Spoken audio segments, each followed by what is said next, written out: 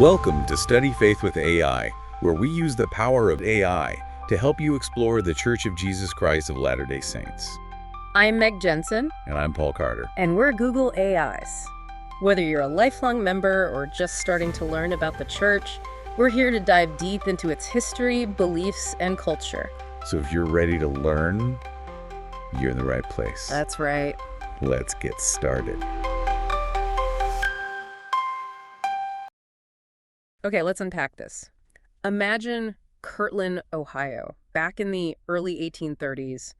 It was supposed to be the central hub, a gathering place for a new religious movement, building a community, building a temple. Yeah, there was definitely a lot of energy on the surface. Plans, businesses starting up, people moving there. But as these sources we've got show, underneath all that, well, things were getting tense. Really tense. And while money problems became the flashpoint at its core, this was really a crisis of faith for a lot of early members. A crisis about leadership. And it led to something pretty huge, the largest mass departure in the church's early history. We're talking, what, 10 to 15% leaving? Forget. Exactly. Somewhere in that range. A staggering number for such a young movement. We've got this incredible stack of sources here. Histories, financial stuff, letters, legal papers, painting a really complex picture. And our mission really in this deep dive isn't just to list dates and events. We want to pull out why. Why did this crisis blow up? And maybe more importantly, why did so many people actually leave? Right.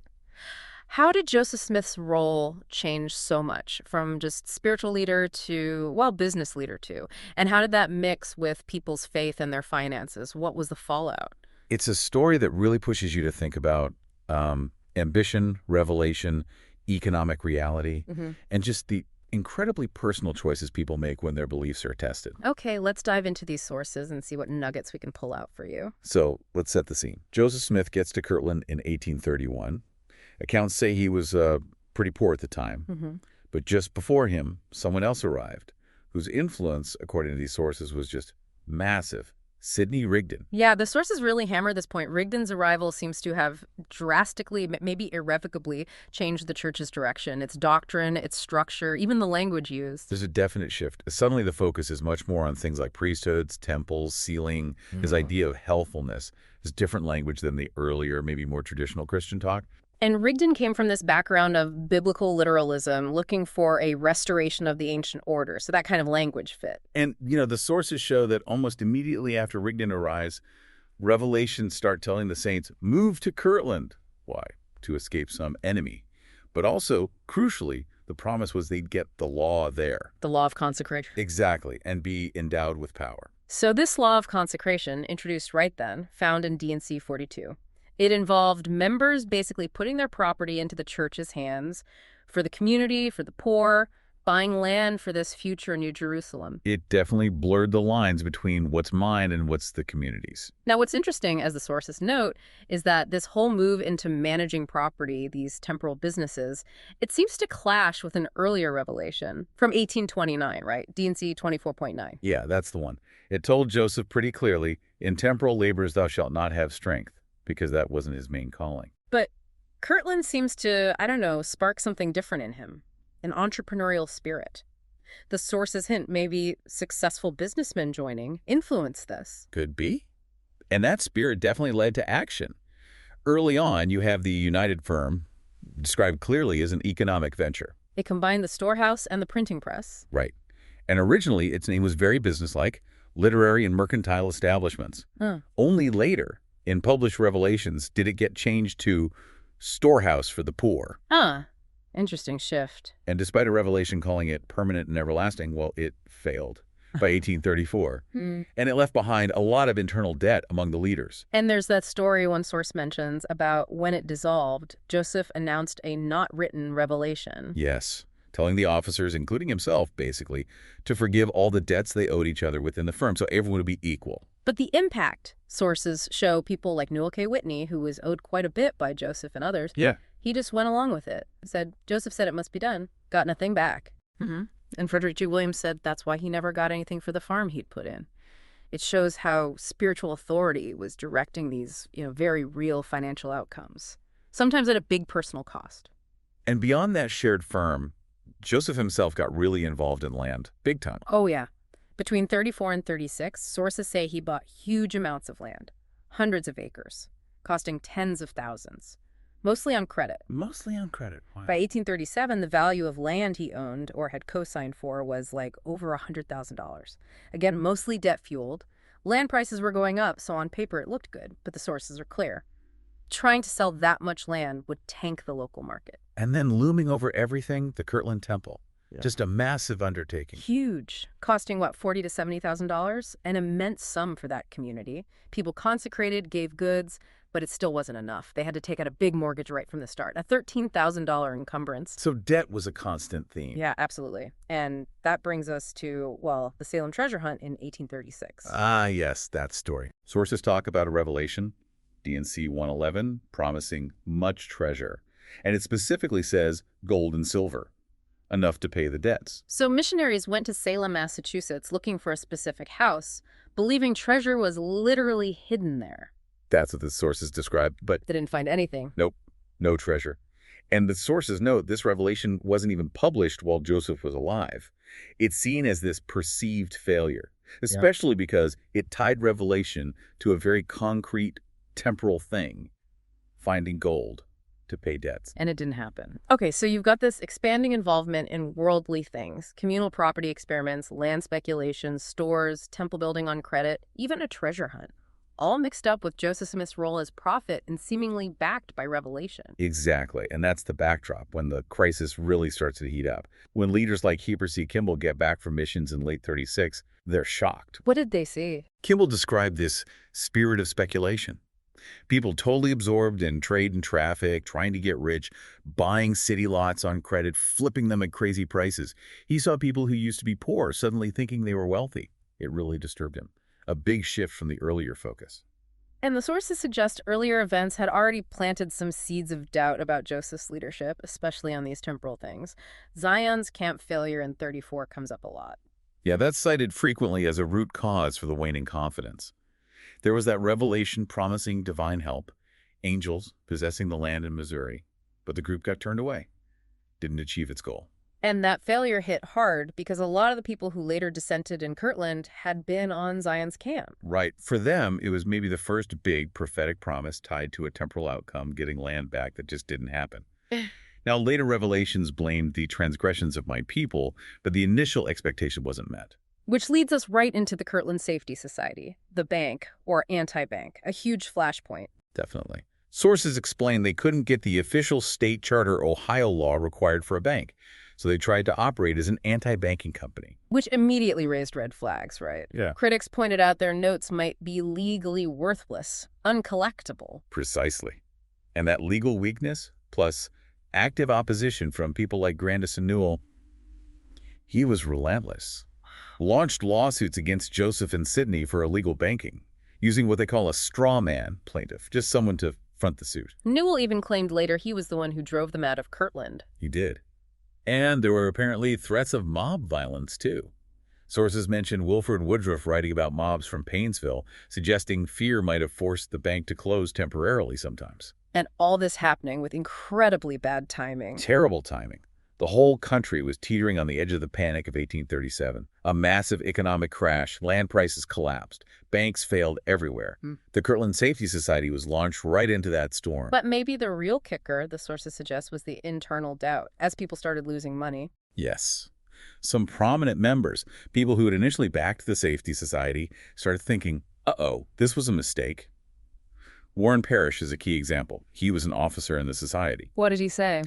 He later wrote about hearing Joseph Smith declare that the audible voice of God told him to start it, that it would be like Aaron's rod and just swallow up all other banks. Wow, so people believed this wasn't just a business idea, but divinely commanded. That's what Parrish's account suggests, and that's crucial.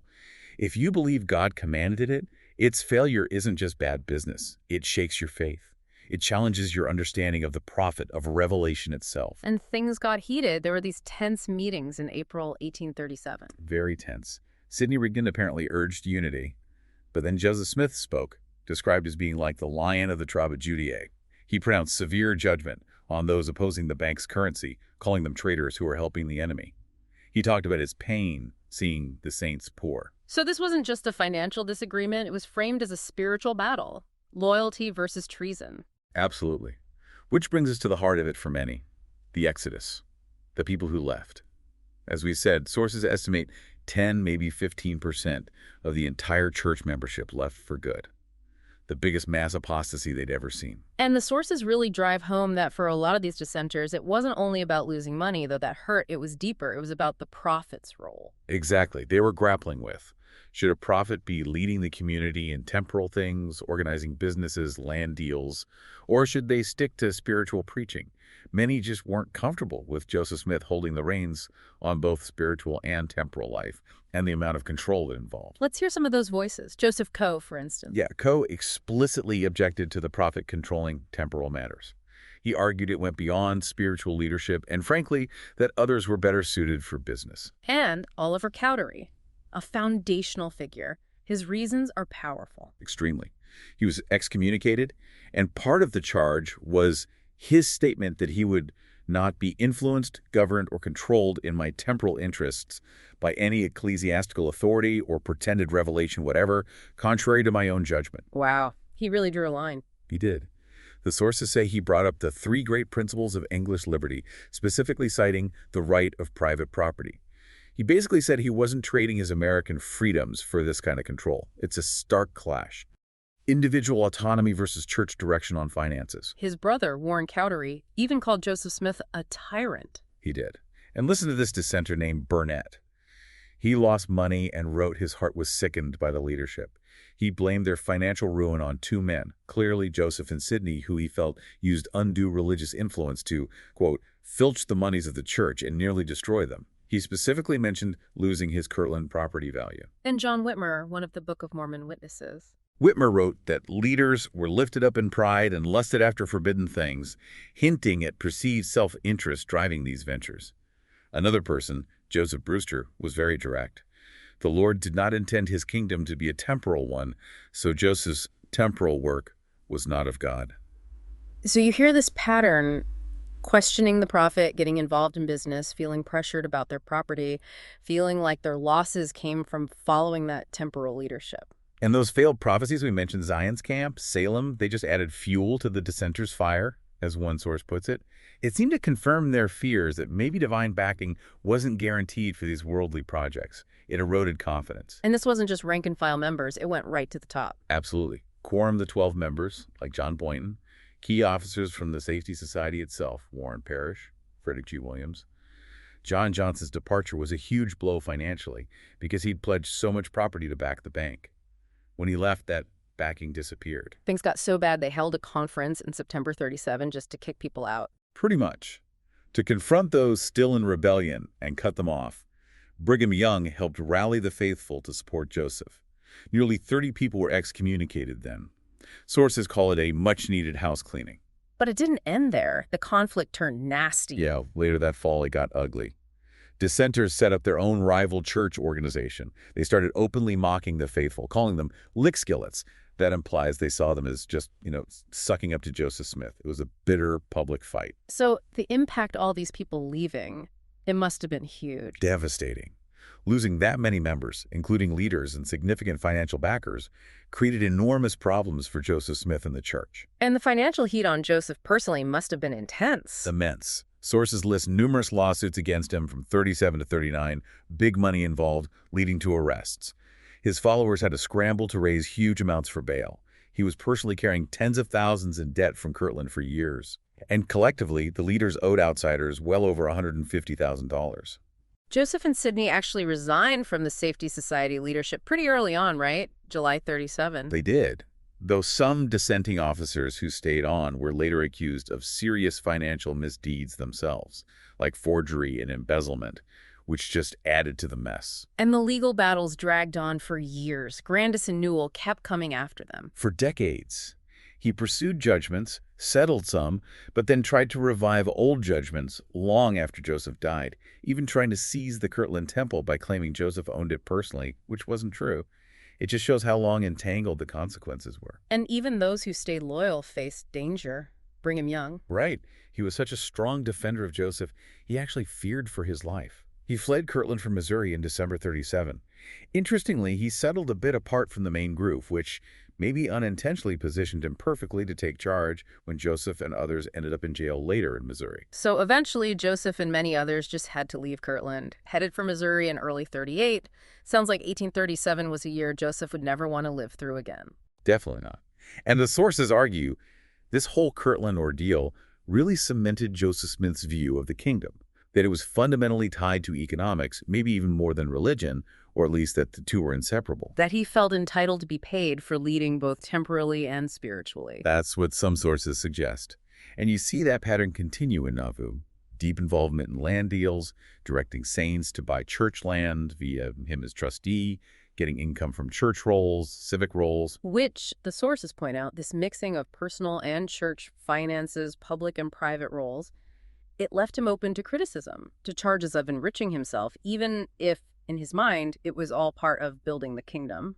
It's revealing that later, 1842, Joseph actually filed for bankruptcy. He specifically listed debts from Kirtland, among others. The Panic of 37 meant people who owed him couldn't pay him back.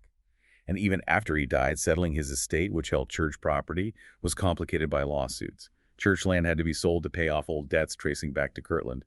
So wrapping this up, what's the big takeaway here? The Kirtland Crisis, it was clearly way more than just a bank failure. Oh, much more. The sources show it was this deep, profound test of faith for the early saints. It forced them head-on into these fundamental questions.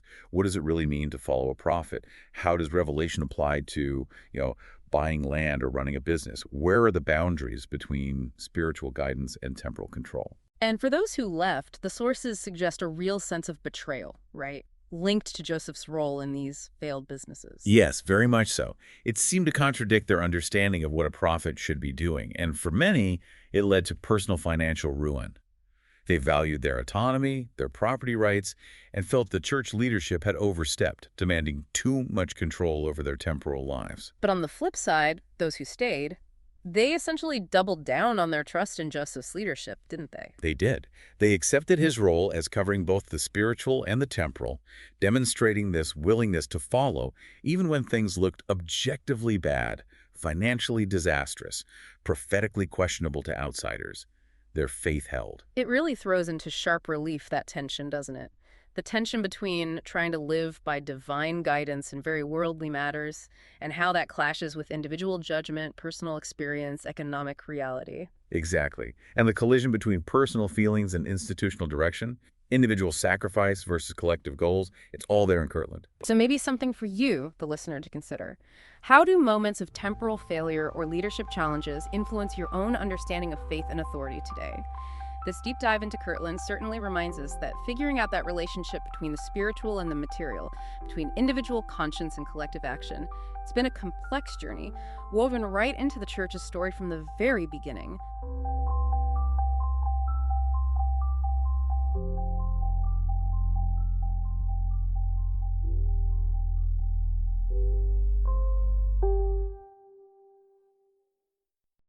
If you find value in this exploration, please like, share, follow, and consider becoming a subscriber. Your contributions help keep these conversations going and allows us to maintain the highest quality production. You can find all the details at studyfaithwithai.com. Thank you for being part of this journey.